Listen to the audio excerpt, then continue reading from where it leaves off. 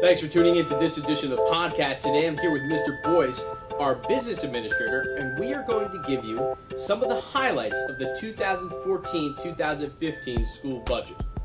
Dr. Purnell, please let everybody know your budgeting philosophy. You know, to me it's important to strike a balance between maintaining taxpayer trust with a modest increase and also maintaining structural integrity. And what I mean by that is not relying on one-time revenue sources and to provide for stability in long-term planning.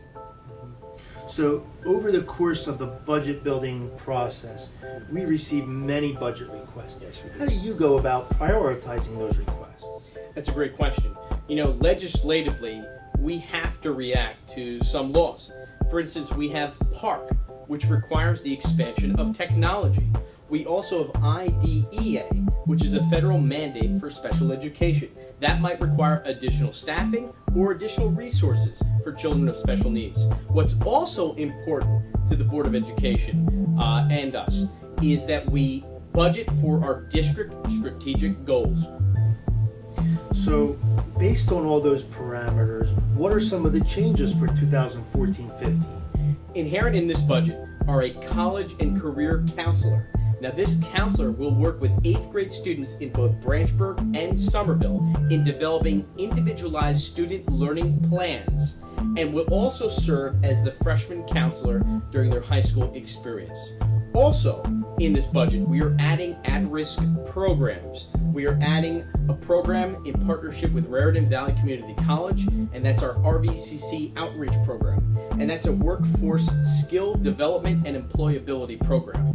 The other at-risk program we're adding is our Young Science Achievers program, and that's in partnership with AT&T. We are also adding multiple disabled program at the high school. What's great about these programs are that they keep our students in district. They save taxpayer money, but also we can control their educational experience.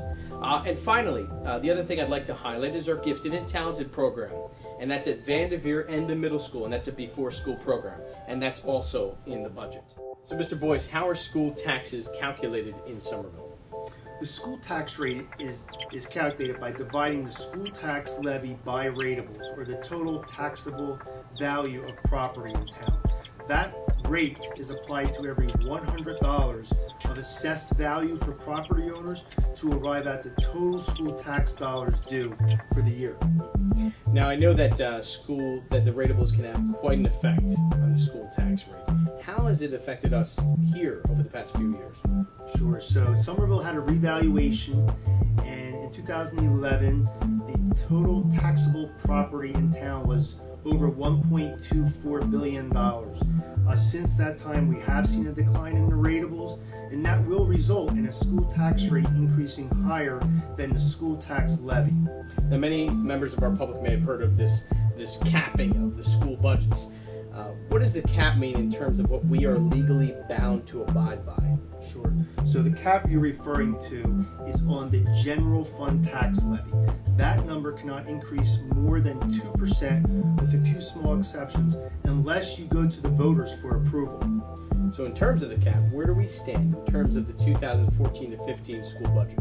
The 2014-15 school budget includes a 0.5% or 0.5% increase in the general fund tax levy. So what happens when districts do not go to the statutory allowable 2%? Sure. So if a district elects not to use all of the cap room available to them, they can bank it or save it for the next 3 budget years. So what does banked capping look for Somerville over the past few years? So since the banked cap came into play in 2011-12, you can see how much we were able to bank for all the budget years since then.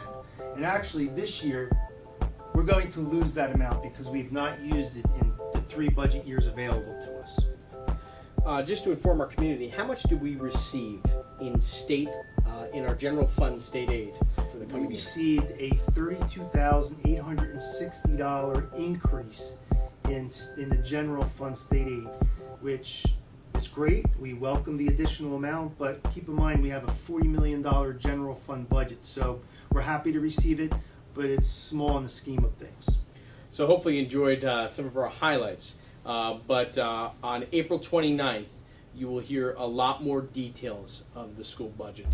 We encourage you to attend. That is the date of our public hearing, April 29th, at the Board of Education meeting. If you have any questions in the meantime, or if you have any thoughts, comments, concerns, please do not hesitate to call us at the number listed on the screen. Or you can send me a tweet or log on to my blog. Thanks for tuning in, and hopefully you enjoyed this edition of the podcast.